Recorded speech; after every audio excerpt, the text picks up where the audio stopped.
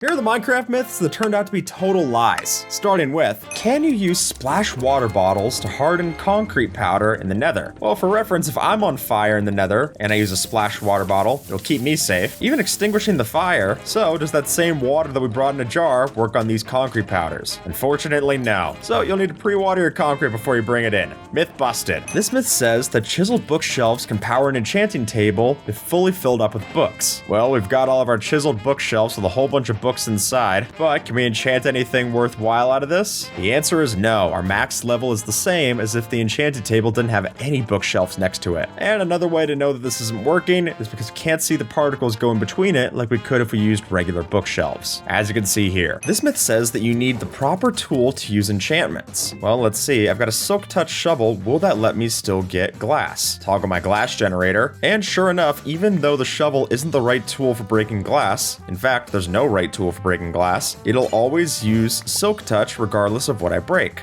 And in fact, even if we had silk touch applied on a block that can't normally have silk touch, because, I mean, it's a block, it'll still work even with our silk touch dirt. Just don't place it down, then it just becomes dirt. This myth says that cobwebs are flammable. Well, let's enable fire tick and give it a shot. If I take my flint and steel here, I can't directly ignite the cobwebs. That isn't a good sign, but let's see if after enough time, will it spread. So sure enough, we can see it breaking every single flammable block next to it, except for the cobwebs. And the reason this myth might exist is because when you see fire start to spread through an abandoned mine shaft, it'll burn all the other blocks around it, but the cobwebs remain intact, even if the mine shaft doesn't. This one says that falling anvils remove lava in the column that they fall through. So if I place our anvil right here, we've got a solid pool of lava. Will it fall through and remove the lava? No, because it counts as an entity as it's falling. It doesn't remove any of these because it doesn't actually count as taking up the block. And it's only going to remove that bottommost. So the way that I would get rid of all this lava is with a whole bunch of iron and a whole bunch of noise. According to this, snow layers aren't a gravity affected block, which is definitely what I've seen on Java Edition, including these incredibly strange sites of world generation where snow layers can generate floating in the air. But in Bedrock, as we show off like so, it does actually fall to the ground. Resin is only obtainable from encountering the creaking in the Pale Garden. And while that's definitely the most intended way to go and get our resin, it's not the only way. Because if we were to go inside of the Woodland Mansion loot, you'll find that it actually does generate inside of our Woodland Mansion chests. Meaning that if you were to get enough resin just by going across the different Woodland Mansions, then technically you could make your own creaking heart and never have to actually go inside of a pale forest, getting you the pale oak logs and the creaking heart to actually summon in your own creaking and make yourself a resin farm. This myth says that it's pointless to drink honey when you have full hunger bar. And sure enough, there is actually a point to drinking honey when you have a full hunger bar. And the reason for that is that if I was to get poison, if you wouldn't mind, observer, thank you. If I drink this honey, then it works as something of a milk bucket only for poison, giving me an easy and stackable way to go and save myself from poisoning. And the other reason that you would drink it up is that you could increase your saturation, the secret hunger bar, even if your actual hunger haunches are full. This myth says that hay bales will keep you completely safe from any kind of fall damage. Well, they definitely reduce it, but as you can see there, I do still take some amount of fall damage, but a lot less than if I fall off to the side. And the reason for this is that hay bales reduce the amount of fall damage by 80% consistently, meaning that you'd need to fall over 100 blocks to die from full health on a bunch of these hay bales. But it doesn't keep you completely safe, so myth busted. This myth says that granite, andesite, and diorite aren't craftable inside of a crafting table, but let's find out. So if I take all of my blocks here, as you can see, recommended by the recipe book, we actually can use quartz along with our blocks to give ourselves different kinds of stone blocks. Although it's so expensive that I don't really know why you'd be using it anyway. This myth says that shelves do not interact with hoppers. So let's see, if I take things out of this shelf, it all fills in from the barrel from the hopper behind it. And if I keep clearing my inventory, it'll keep depositing these same items into the exact same slot. So myth busted. This myth says that superflat worlds don't exist on Bedrock Edition, which I can understand where this myth came from, because for such a long time, it was actually true. Though thankfully in recent years, we've seen that Bedrock Edition actually does have superflat worlds in its versions. This myth says that the Warden drops no loot. Well, it's it's not a mob that you're supposed to be going around killing, but if I were to go and slay it like so, it does in fact drop a skulk catalyst, which we could in fact use to get ourselves more skulk if we had enough XP dropping on top of it with something like a mob grinder. So it's usable, but it's not exactly the most practical reward. This myth says that dispensers can be triggered by wind charges. If I take my wind charge and I throw it towards the dispenser, the only wind charge coming out is the one that I dropped off.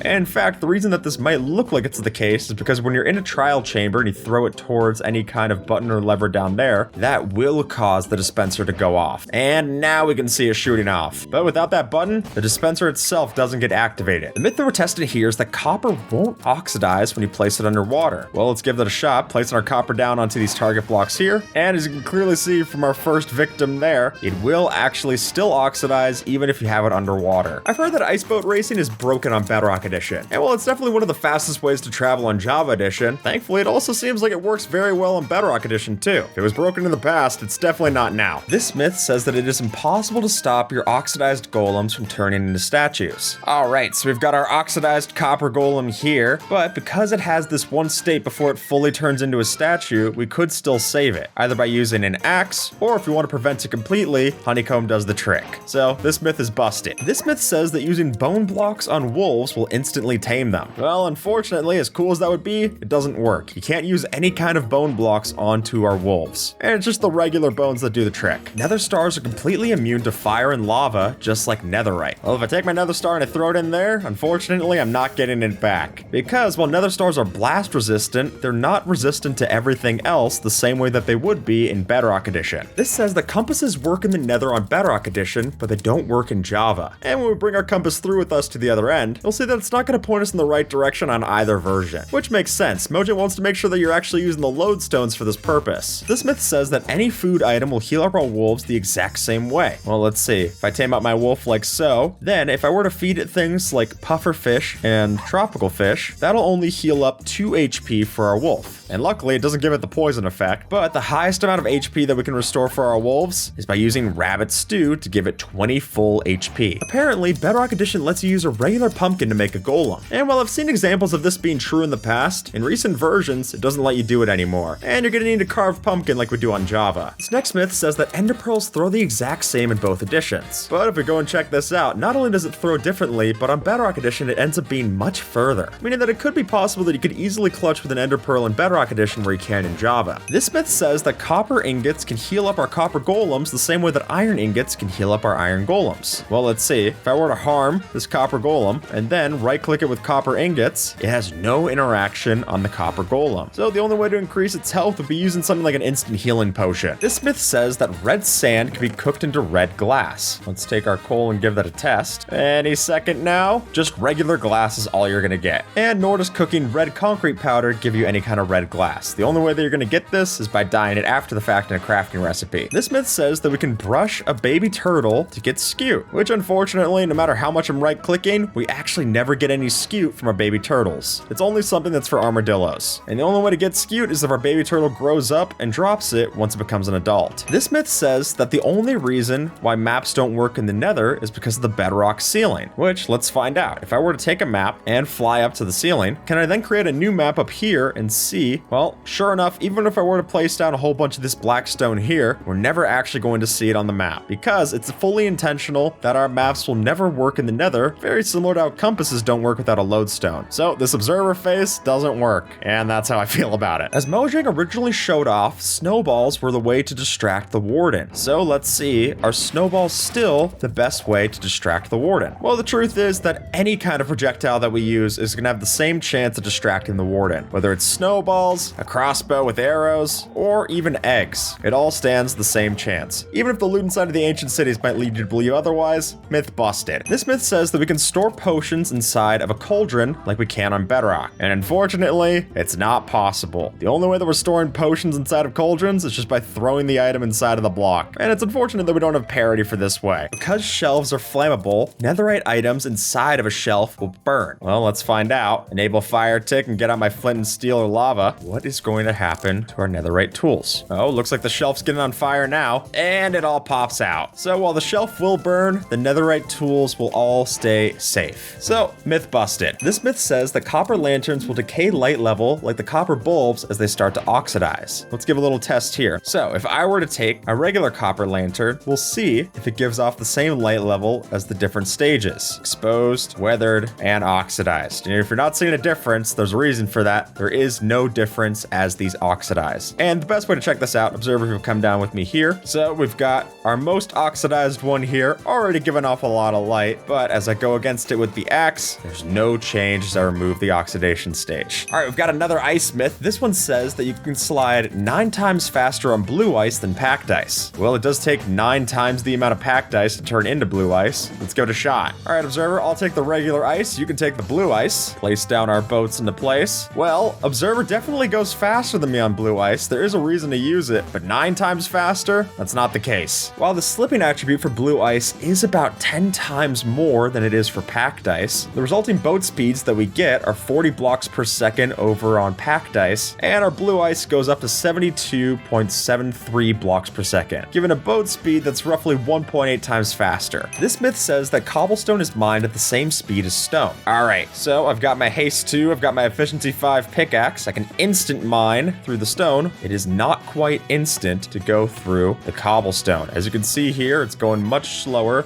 than this. And on single blocks, it might be hard to notice, but when you're going through a lot of it, it really shows how much faster we go through clean stone. This myth says that Lapis is a non-renewable resource, which, as we'll find out, when I get the hero of the village and I go and interact with the cleric villagers, then occasionally they are able to throw out lapis lazuli as an item. So while it is hard to get, it's not impossible to get a renewable source of lapis. There we go. And now I've got myself my lapis. It's only 2 pieces, but it is renewable. This myth says that falling anvils do more damage than dripstone. Well, let's give that a test here. We've got our pointed dripstone, we got our anvils, and let's see. Observer, if you wouldn't mind being my test subject, or if you want to drop it on my head.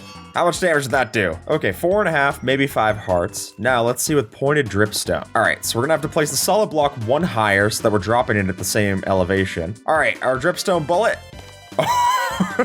Well, I think we can safely say that does more damage. So after just 4 blocks fallen, dripstones will deal 18 damage, while the anvil will only do 6. This one states that you can craft the new copper items that we're seeing in this update with the help of the stone cutter. Let's give it a shot. I got my copper items here. I go into my stone cutter. Well, I can't put the regular copper in there. And while I can put the block of copper, none of the new blocks are available to me. And in fact, the only way for me to get my copper trapdoors or anything else, my copper chains, I'm gonna have to go into the crafting table for this one. And I'm not exactly sure why. If you're gonna allow us to use the stone cutter for other copper items, why not just make that a broad thing? But I don't know, myth busted. This one says that you can use the fortune enchantment to get more books from villager bookshelves. Well, let's find out. If I take my fortune 3 axe and I go against these villager bookshelves, in fact, it's always going to drop 3 books regardless of any kind of fortune enchantment, which makes sense. Otherwise, you'd have an infinite loop. Considering that you could craft a bookshelf, break it with fortune for book profit, and then sell it back to different kinds of villagers to get yourself even more bookshelves and creating the cycle anew. This myth says that if you wear a piglin head, it'll work like gold armor for making piglins safe. Well, let's find out,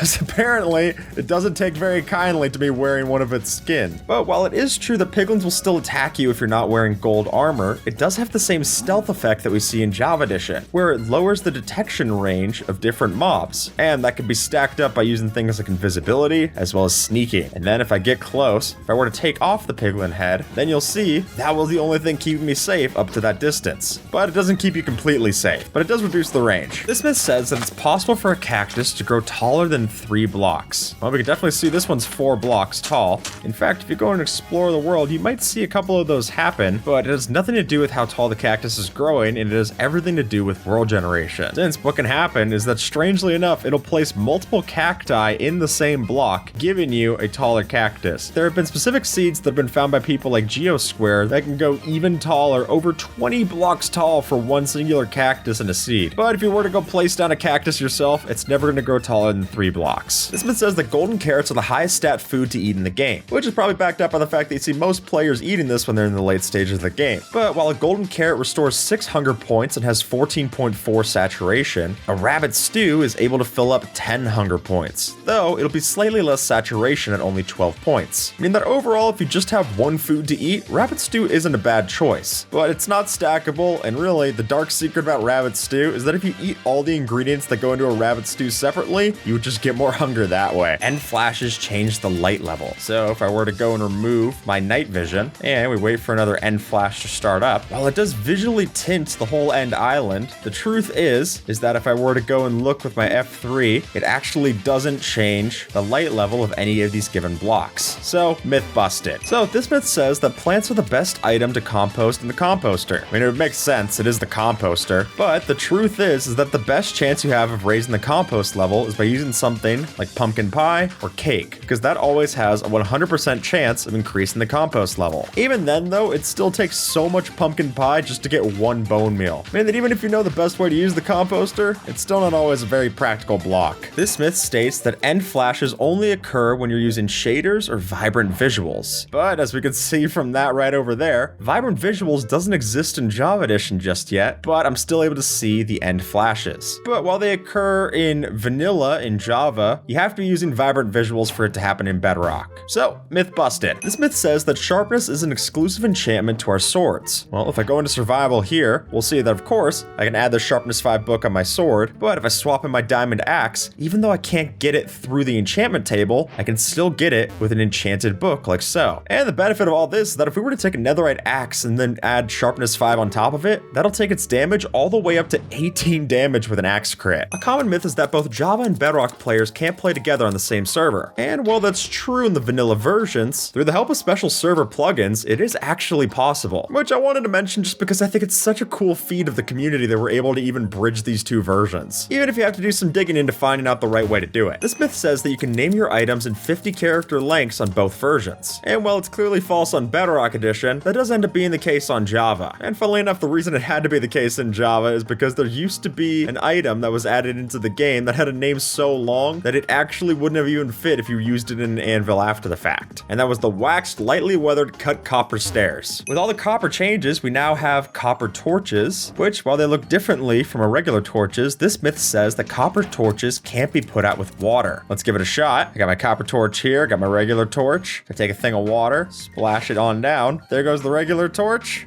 And there goes the copper torch. Sure enough, copper torches have no different functionality to our regular torches. They don't give off a different light level, they just have a different texture. So, myth busted. So, carpets can be placed down to avoid vibrations from the skulk sensor. Is the same true for the moss carpet block? If I'm walking like so, I don't even have to be sneaking and the skulk sensor doesn't pick me up. But if I walk over to the moss carpet, unfortunately, it does give off some kind of sound. And luckily I'm learning this now before the Warden goes and realizes it too. This myth says that we're able to get the advancement for planting down any kind of seed as opposed to just our regular seeds for getting the farming advancement. Which if I place down my carrots, potatoes, I don't get the advancement, but placing down a kind of seed, whether that's torchflower seeds, wheat seeds, or pitcher pods, those will all work for a seedy place. Which is a bit confusing because the pitcher pod doesn't even have seeds in the name, so I don't know why it wouldn't apply for the rest of our options. But anyway, myth busted. This myth says that if I was to have a piercing and flame enchanted crossbow, then if I shoot it through this TNT here, it'll ignite all of them, which as you can unfortunately see, it'll collide with the block before it would go through any of them as entities. As cool as this would be, it is impossible. Copper chests have more storage than our regular chests. Well, here's my regular large chest. We got 54 slots compared to our copper chest, 54 slots. And I think this myth comes from the idea of a lot of mod packs back in the day used to have copper chests, and those would be bigger. So while the recipe is more expensive to go and make this, it doesn't give you any more storage. Myth busted. So obviously we can't use our clocks inside of the Nether, but can we use eye blossoms? Because these open at night. We've got different kinds of eye blossoms planted down here, but the truth is that no matter how much time is passing over here in the Nether, we're not going to be privy to it, because the eye blossoms will always keep the state that you place them in when you plant them down. Whereas in the overworld, if I planted down an open eye blossom, it would close in the daylight and then open at night. Having a bulk amount of flint is completely useless, since while you're probably not going to be going and crafting up a bunch of arrows because you can just trade for them with the Fletcher. The truth is that with that same Fletcher, we could trade down our flint into getting emeralds that allow us to buy more arrows, meaning that we basically skip the whole step of ever needing a chicken, which I'm sure the chickens appreciate more too. This next myth says that you can only apply honeycomb to copper when it's actually placed as a block in the world, which, as we'll find out, if I took down my copper, sure enough it does work that way, but it also works if I were to take this stack of block of copper and the stack of honeycomb, put it in my inventory, and I get a full stack of waxed blocks of copper. So it's an easy way to go and patch in a few gaps if you placed down blocks before, but otherwise it's just so much quicker to do it in your crafting inventory. Logs are a better fuel source than planks. Let's find that out, because if I were to go and try to smelt up all of these logs using one log versus all of these logs using one plank, then we'll see that both sources are only able to cook up 1.5 items. So obviously the benefit there is that you could just go and craft down your logs into 4 planks, giving you enough fuel source for 6 items. Or you could benefit the most by just taking all of that and cooking it down into charcoal, giving you a way to cook up 8 items with one singular fuel source. I can waterlog a bed in both versions. Is it possible to sleep in that waterlogged bed? Well, on Java Edition, it definitely is. And in fact, it's actually a safe way to get away from mobs that can't swim down to find you inside of a lake. But if we try it on Bedrock, we can definitely place it down here, but we can't actually sleep in the waterlogged bed. This myth says that we can use doors to save ourselves from drowning on Bedrock Edition, much in the same way that we can on Java. And while you might look at this footage and think that it's working, that's only because flowing water stopped by our door. And in fact, as you can see here, if we were to place down these doors in any kind of solid body of water like the ocean, then you're still gonna drown down there. This myth says that chainmail armor is fully unobtainable, which we'll soon find out just isn't the case. There's a chance that we could trade with armorer villagers to get chainmail. We can go and find it inside of loot chests like so, inside of woodland mansions, or through combat armor drops that we're seeing with mob spawners. This myth says that wheat crops will drop more wheat if you use fortune tools to harvest them. Even though I'm getting a lot more seeds, it'll actually have no difference on the amount of wheat that I get. And the reason this myth might exist is that if I was breaking down carrots or potatoes, they don't have a seed outside of the item itself, so it's still a good idea to use your fortune tool, but maybe not as good of an idea for this one. This myth says the copper blocks and copper golems that we're getting are being added into our copper trial chambers. And if we go and explore in here, you'll notice that all of the generation is exactly the same. Nothing's changed, and unfortunately so. I mean, there are chains inside of these copper trial chambers. Why would you not make these copper chains? So myth busted, and myth unfortunately busted. This myth says that copper golems will drop their flower when they become a statue. So we've got a copper golem here with a flower that it got from an iron golem, and once this little guy turns into a statue, are we gonna get that flower back? Well, they sure do take a while before they become a statue. All right, whenever you're ready. There we go. And just like that, we don't even get the flower back. It just fully disappears. What happens if we axe them back to life? They've officially lost their flower. So the only way to get the flower is if you have a pair of shears and you go after it now. This myth says that using silk-touched brick gold ore in the Nether will keep the piglins from getting mad at you. And sure enough, that's not going to be the case, except for the fact that the piglin might go and get distracted trying to barter with it. It's not actually any less mad at me, it just likes the gold. And the only way to keep yourself safe would be just not mining it next to a piglin regardless. Even if I'm wearing a gold hat, no difference. Just don't steal their stuff. This myth says that Eyes of Ender will always lead you directly to the end portal. Well, let's see. Take my Eye of Ender and I throw it. It'll in fact always lead me to the stronghold, but not directly to the end portal, because they're only programmed to take you to this staircase, giving you the entrance room of the stronghold. And even if we go underneath and start throwing them, they're going to want to lead us up to that room. This myth says that conduits prevent underwater mobs spawning in a radius around it. We will see, do any mobs spawn next to this conduit? Well, we'll have to fly a bit away to be able to make sure that they have enough distance away from us to spawn. So we're seeing a bunch of drown pop up in the outskirts. However, there's never going to be any directly next to the conduit, but it has nothing to do with the conduit's range and more with the fact that the conduit's a light source. And so even if I'm going to go have conduit power all the way over here, it doesn't actually change anything with the mob spawning. All right, this says that lily pads are thicker in Bedrock Edition. Now, there's a couple of different things that this could mean. Are they talking about the hitbox or are they talking about the physical model? But the truth is that neither of those seem to be the case. And if we look at it off to the side here, our lily pads show us no thicker in Bedrock than they do on Java. Do the new cactus flowers break our cactus farms? Well, let's give it a shot. If we take our random tick speed and set it up to 3000, you'll see that even though these ones that we have cactus flowers on top of will stop it from spawning, if there aren't any cactus flowers currently on these cacti, they'll continue to grow and work just the same. So your current cactus farm is not going to be broken by this update. This myth says that banner patterns are consumed on use the same way that armor trims are. Well, let's see. If I take my banner here, take my field masoned banner pattern and I apply it like so, I still have my banner pattern even after dyeing my banner, which is good considering that the thing banner pattern takes a whole enchanted golden apple to be able to use it. This myth says that vines will only spawn in the jungles or swamp biomes, but if we teleport on a location, in recent versions of the game, that just isn't so, because when we get these tipped over logs that generate naturally in our forest, they can occasionally have vines on them. This myth states that copper armor and tools will oxidize like their block counterparts. Well, let's find out. Here I've got my copper pickaxe, shovel, sword, axe, and hoe, all down to the minimum amount of durability, but they don't look any different. In fact, there's no way to craft these up using honeycomb even in the crafting table. It just doesn't exist. So, myth busted, but if you wanted something like that, there does exist a resource pack that we'll link in the description that actually makes this a given feature. And now, the longer I use these, the more worn away the tools get. How cool. Now, when you see something called flight duration 3, you're probably expecting it to have 3 times the flight duration of a flight duration 1. Well, let's test that. If I take this and then try my flight duration 1, you'll see that a flight duration 1 rocket gives you a flight duration of 1.17 seconds, and a flight duration 2 gives us 1.48 seconds, and a flight duration 3 gives us the overall of 2.22 seconds. So even though you're using 3 times the amount of gunpowder to get this, it's closer to about 2 times the flight effectiveness. So unless you have a surplus of gunpowder, it's probably just better off just crafting more of the flight duration 1s if you can. This myth says that lightning will remove a lightning rod's wax. So we have a waxed exposed lightning rod here. Let's see if I strike it with lightning, and then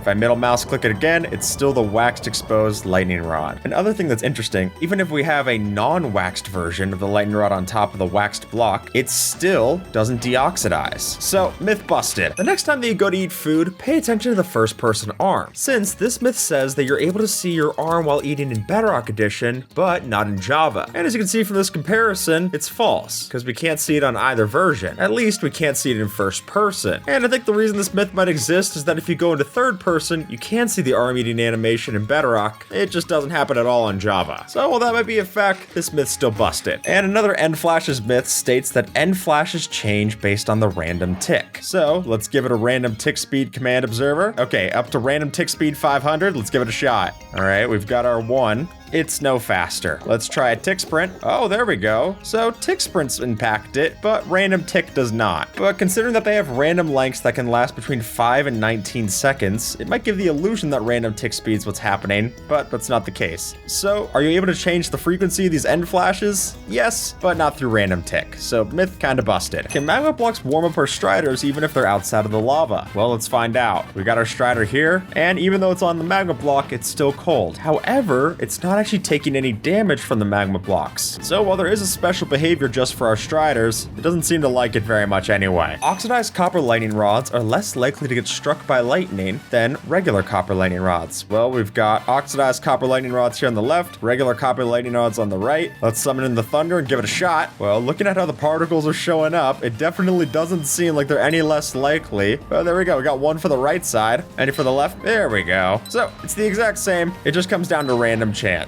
Myth busted. This myth says that dry grass can be bone mealed like regular grass. So if I were to take down some bone meal and just use it like I would on grass blocks, do we get any kind of dry grass? No, it's only directly bone meal in the grass that allows us to get more. In this way, it's a lot more similar to the regular bushes that we're seeing that grow elsewhere. So if I were to build up a copper golem, this myth states that by middle mouse clicking to do the pick block on the golem, it'll give me the statue instead of the golem. But that's not true. It gives me the copper golem spawn egg. And look at that new spawn egg texture too. So myth busted. Copper armor enchants higher than diamond armor. So I've got my diamond armor here. I've got my copper set here. Let me take my lapis and go try to enchant. Only on breaking 3 on my copper leggings, but on breaking 3 protection 3 on my diamond leggings. So why does the myth exist? Well, the reason is that copper tools do enchant higher than diamond, but copper armor, not the case. So myth busted. This is the first ever version of Minecraft, and it's just just one of over 60 different versions of the game to date. But since this is the ultimate timeline of Minecraft development, we're including everything. Even spin-offs you can't play anymore like Minecraft 4K or the exclusive MMO version of the game in China. Starting with the first prototypes for Minecraft, Order of the Stone. In May of 2009, Minecraft entered into its first phase of development, now called Pre-Classic. And these prototype versions of the game didn't even last for a week. And at this time, there's no way to actually play these Pre-Classic versions publicly. But we do have footage that Notch posted from the time, this being for the Cave Game test. The original title for the game was Cave Game, until it was then changed to Minecraft Order of the Stone, and then finally, simply to Minecraft. That name, Order of the Stone, was actually then later reused in Minecraft Story Mode, being the name that was given to this legendary team of adventurers. And there also weren't a lot of blocks at this time. We only had grass and stone, as well as dirt, cobblestone, planks, and our oak saplings. And the textures used for the grass and stone blocks were actually from one of Notch's previous games, Ruby Dung. And that wasn't the only thing that Notch reused from his previous games, considering that the player model that we saw here was actually made in one of Notch's earlier games called Zombie Town. It wasn't even called Steve yet. And all there was to do in this version of the game was that you could place blocks by using left click and then destroy by using right click. That's probably the most cursed thing about this. But then on May 16th, we saw the proper alpha start for Minecraft. Nowadays we call this Minecraft Classic, but here it was just called Alpha. And if you want to play it, it actually was remade for the Java edition, playable on the website for the 10-year anniversary. And one of the most classic things about this game was that the game world wasn't infinite. I mean, far from it. It was just a 256 by 256 block map, surrounded by a border of water and bedrock around the edges. And to talk more about water, was actually one of the most destructive things in the game at this point, since because the old liquid physics are really buggy, it was possible to flood the entire map with water or lava just from one block of the liquid. On December 2nd of 2009, the smallest version ever of Minecraft was made. This was Minecraft 4K, named after the Java 4K contest, where anything submitted had to fit within 4 kilobytes of size. And so as you'd expect, the game was pretty basic. The same 64 by 64 chunk of the world would keep generating over and over again. There were no mobs to see, and the only blocks that you could find were air, grass, dirt, stone, bricks, logs, and leaves. And eventually we'd have a version of this to play in JavaScript released on December 2nd of 2012, which itself had its own version of a water block to see. That wasn't in the base game. And perhaps the strangest thing to me when watching this old footage is that there's a white outline when selecting blocks as opposed to the dark outline that we see in the base game. Right at the tail end of 2009 on December 23rd, we entered in the in-dev stage of Minecraft, which in-dev is still the only development phase of Minecraft where all of its versions are still missing from the launcher. And it's here that we'd start to see a lot more familiar blocks and items start to pop up, like the chest, the furnace, the crafting table, and in the game's files, we could find this image of the original NES color palette, which the fact that it was there could mean that Notch possibly used this as an inspiration when they created these textures. But the textures themselves in Minecraft wouldn't actually work on a regular NES. But while some things are familiar, others might seem out of place, like this quiver or this studded armor. And back then, redstone was originally supposed to be gears, before that was changed to make Minecraft into a more magic-feeling game. And speaking of magic, there existed a rare glitch in this version where if a player punched a sheep, it would drop magenta cloth instead of the normal gray. And it was called cloth because that was the original name for wool. And it wasn't just the gray cloth that was lost, considering that 46% of all of the in-dev versions are considered to be lost media, with a couple of dedicated fans working around the clock to make sure that we can get back these lost versions. For the first Minecraft version of 2010, Notch added an F, turning our in-dev into inf-dev, short for infinite development. And one of the reasons this part might have felt like development hell was because of how many glitches we were seeing during this version. I mean, for 2 months when inf-dev started, none of the mobs would spawn due to a bug in the code, and it wasn't until April 15th that this finally fixed. And while we saw some notable items come up at this point, like the bucket of water, the golden apple, or the rails and minecarts, the strangest thing found in the game's files at this time was this red square saying Firetex, honest, which was the placeholder image whenever you would step into fire and light yourself ablaze. But in hindsight, inf-dev wasn't all that infinite, considering that on June 30th, we got our first version of Minecraft Alpha. However, when this started has actually been contested in the community, considering that the first version to display the text Alpha was the one released on July 2nd, but Notch has also said that in a blog post on June 30th, he referred to this version as the version that was called inf-dev up until yesterday, which would imply that the one released the day prior was actually the first version of Alpha. But regardless, this is where the game actually started to take a more recognizable shape. I mean, survival was the only playable game mode, there was no creative at this point, but the world did generate a lot more similar to what we would see in the later versions. There were no biomes necessarily, but there were different forms of landforms that would generate, like the beach, the ocean, the woods, plains, and mountains as well. But because there were no proper biome color maps defined in the code, that's why all of the foliage at this point has the distinct green color that you see. And this is also the point where we'd start to see the slip added into Minecraft, which was the original name for the Nether biome. Now granted, Minecraft had a hell version that was added into one of the early map types, but as was seen in a demo that was sent to PC Gamer, we got our first glimpse of the actual proper second dimension. On December 20th of 2010, Minecraft entered Beta 1.0, and here we'd see our first ever support for capes, which were originally called cloaks, though we wouldn't start seeing these pop up in too many servers until we had Minecon 2011. And in the beta phases, we'd get all these different kinds of stone, slabs, stairs, beds, as well as different wools, which we couldn't use at this time, at least to make different colors of beds. And we get to find out about a lot more of these because on Minecraft Beta 1.6, Mojang released their very first official trailer for the game, made at the time by Hat Films. This is also the version where we'd see the Farlands get added into Minecraft, and then subsequently removed in Beta 1.8. On August 16th of 2011, we'd enter back into Alpha, however, not for Java Edition, but for Pocket Edition, which was originally exclusively released for the Sony Xperia Play device, which was a smartphone gaming console hybrid. But in this very first release, it was kind of a mess, considering that initially fire was completely invisible, and because of an issue with the game's memory, it could spread to any block, even if it's not normally flammable, including air. So there was an invisible fire that would completely swallow your whole world whole, which thankfully we would see that glitch disappear in later updates. And it'd be with those later updates that we'd finally see Minecraft Pocket Edition rise to the most popular version of Minecraft. As of December of 2013, it had sold over 16.5 million copies, which for comparison, Java Edition had only sold 13 million. So even though a lot of players consider this to be the simplest version to play, that definitely didn't stop it from reaching mass appeal. On November 5th of 2011, we saw Minecraft EDU, which was actually a mod that was developed by Teacher Gaming and licensed by Mojang. And the whole idea here was to get Minecraft into classrooms. It even came pre-packaged with Forge, as well as a special version of Computercraft mod called Computercraft EDU. And this version would exist until 2016, when Mojang acquired it and announced Education Edition proper. Oh, and because I don't know where else to mention it, this is also the version that added in Big Sign. It was just a sign that was big. And then, on November 18th of 2011, at the very first Minecon held in the Mandalay Bay Casino in Las Vegas, Notch officially released Minecraft 1.0, which would also be the last version of Minecraft that Notch developed before he gave the creative control to Jeb. And in this version 1.0, we'd seen more mobs added to the game than any other update, giving us 10 new ones to see. Those being the Mushroom, the Blaze, the Magma Cubes, Snow Golems, Villagers, and of course the Ender Dragon, since now there's a proper way to actually beat the game. On December 19th of 2011, Notch developed Minicraft, which was a top-down version of Minecraft made from Ludum Dare 22, though you'd be forgiven if you didn't think this looks like Minecraft. But many features later added to Minecraft first appeared in Minicraft, like zombie variants, anvils, white flowers, a smoker, lanterns. Even the breeze first started here with wind-themed enemies. And the other weird tidbit about this game is that it was all coded on Twitch by Notch, so you can watch it all come together. And I think it's even stranger that there was an unplanned sequel for this called Minitail, considering that a lot of people call Hytale the sequel to Minecraft. With our first update of 2012, Minecraft entered into 1.1, which is the only major release for Java Edition to not have any subsequent minor versions. That's a far cry from what we see today in 1.21, but I'm getting ahead of myself. And this also would be the first update at this time to not have any new blocks added into the game, which would only later be matched by the Caves and Cliffs Part 2 update in 1.18. And the notable additions that we saw here were that pirate speak was added into the language text, and we got spawn eggs for us to play around with. In Java Edition 1.2, we saw the jungles added to the game, as well as our first evidence of different plank types, those coming in 1.2.4. And then just after in 1.2.5, a feature that you might not have noticed on the front end is that this was the last version where Minecraft single player didn't use an internal server to play on. On May 9th of 2012, Xbox 360 got its first ever version of Minecraft, which was originally based off of Minecraft Java Edition's beta 1.6.6. And the first ever footage that we saw of this version was shown off at Minecon 2011. And this is during a time where Minecraft had different versions based for each different console, which is part of why it's so shocking that the Minecraft Xbox 360 version kept receiving updates until April 30th of 2019, which is shocking considering the console first released in November of 2005. And when you hear us refer to legacy console editions, this is what we're talking about. Back when Minecraft was then developed by 4J Studios. And if you bought a physical version of the disc game, you could get this loading screen exclusive to that version. It just didn't show up if you downloaded it. One of the first things added to Minecraft in 1.3 were these 6-sided log texture blocks that would still remain unobtainable until 1.13. And weirder still is that during the snapshots for this version, they were originally called bark blocks, as opposed to today where we call them wood blocks. And because those are added in, it makes sense that this was also the first update that let you place logs in different orientations. Before, they'd always just be facing straight up. And while 1.3 is the last major update to Java Edition without an official name or promotional image, it is interestingly where we saw the demo mode added into Minecraft, which when you played would give you 5 game days to play your world, or 100 minutes, but the map was always preset and it always generated with the same seed, North Carolina. On October 19th of 2012, we saw the pretty scary update come to Minecraft, which fittingly added in witches, mob heads, and the Wither. And about the witches, they would only ever spawn at swamp huts when they were first added to the game. It wouldn't be until 1.7.2 that they'd finally be able to spawn anywhere. You can also think this is the version where Minecraft water bucket saves were finally added in, considering that before this update, you would need it as deep as 4 blocks of water to break your fall fully. And then in 1.4.6, we saw ourselves get firework rockets, as well as all the enchanted books. This is is Minecraft Reality, a version of Minecraft that was made exclusively for iOS and didn't last around for very long. Initially released on November 25th of 2012, the idea was that you could upload your Minecraft creations into the app and then view them in the real world through this lens. It's kind of like an early precursor to what we would see later with Minecraft Earth and things like Pokemon Go. But unlike Pokemon Go, this didn't last very long, going off the App Store 2 years after. And what's interesting is that if you go to the archived website, you can see things popping up from other copyright holders, like the Gundam statue here, or the Ford Mustang on the lawn here. On February 11th of 2013, we got a smaller version of Minecraft with a Raspberry Pi, which wasn't really meant to be playable as much as it was a tool for novice programmers. I mean, there was only creative mode, and you couldn't even craft or smelt. I mean, the game's not called Mine Smelt, but without crafting, it's just mine. And while no mobs could spawn in this version, the player always got an iron sword when loaded into the world. Perhaps the most eerie thing about this is that there was no sound, and the player's name was named Steve Pie, which in my headcanon, that's Steve's last name. On March 13th of 2013, we saw Java Edition 1.5, the Redstone update. But if you go back into the launcher to find it, it might be a little confusing, considering that there it's actually mislabeled as a snapshot, despite being the full release version. And while this is obviously the update where we got a lot of different redstone features that became staples today, the hopper, redstone blocks, comparators, strangest to me is that this is also the update where lava began to flow faster in the Nether than it did in the overworld. And I would have thought that would be a lot older feature, but sure enough. And that wasn't the only thing that made lava annoying in the Nether, considering this is also where we saw the implementation of dinner lava, as the community called it. That would be the name for those infamous single blocks of lava that are sprinkled throughout the Nether so that you don't go strip mining. Really inconvenient when we eventually got Netherite, but for now, it was just annoying. This is also the update where we saw bone meal get a massive nerf, becoming the random chance of growing that we see today as opposed to an always instant growth. And 1.5.2 would be the last version that you could actually play without a login, which makes sense considering this is also the version where we saw our first preview for Minecraft Realms. On March 22nd of 2013, we got the April Fool's preview version added to Minecraft, which to call this a preview is playing into the joke, because while it was debuted as Minecraft 2.0, in reality this was anything but. We couldn't even play it through the launcher. It was only given to several different YouTubers to show off, with things like the dropper block being renamed to the flopper, only shooting out fish instead of any other items. Chickens were made into neutral mobs that could spawn in reinforcements when you hit them, a reference to Zelda, and my personal favorite, the Ethos slab, which was a slab of TNT that when you lit it off would drop anvils on top of the player. Interestingly, this also had torches burning out, which was something Notch had wanted to add in earlier versions of the game, but never did, and thankfully so, might I add. On June 25th, we got 1.6 for the Java Edition, which replaced the fake horses and ponies that we saw in Java Edition 2.0 April Fool's Snapshot, and instead gave us horses based off of Dr. Jark's Mo Creatures mod. And with the advent of name tags, we also saw the ability to rename any mob into Dinnerbone and turn it upside down. And perhaps the weirdest thing is that up until this update, it was possible to mine command blocks in survival, making it even easier to grief those creative maps. And this would also be the update where we finally saw the pigman texture removed, which was originally supposed to be the villagers that we'd see before we got our certificates, and was then reworked into the zombie pigmen that we saw in the Nether. The update that changed the world, because in 1.7, we got a whole bunch of different biomes added into the game, which while those are a lot easier to notice, I think there's some small changes worth covering. Like in 1.7.2, that was the last version to ever use the old Mojang logo. In 1.7.4, they added in native Twitch broadcasting and chat integration, which would then be removed, but it actually feels like it would have been more fitting in current versions of the game than back then. In 1.74, we got chicken jockeys, as well as the Jeb Sheep name tag, and if you've ever wondered why your skin doesn't load properly in old versions of the game, that's because as of 1.7.6, Mojang changed the skins to work on the new version of the skin server. On December 17th of 2013, we went from the Xbox 360 version to now having the PS3 version, which beats out the Xbox 360 version because it received updates until April 15th of 2020, with the update Aquatic being the last final major update. And as you're watching the footage here, you might notice that the lighting is a lot brighter than usual, which is simply because the lighting used a simpler model. And it's because of this simplicity that Minecraft PS3 was actually cross-compatible with PS Vita. For April Fools in 2014, Mojang's joke was to change all of our character models into villagers, which was itself a heavy crossover with the villager news segments made by Element Animation. And you could even hear all those voices come in when you listen to the villagers in the game, since now they would make all their sound effects replaced with the TEA VSRP, which stood for the Element Animation Villager Sounds Resource Pack. Oh, and if you listen to this in the title screen,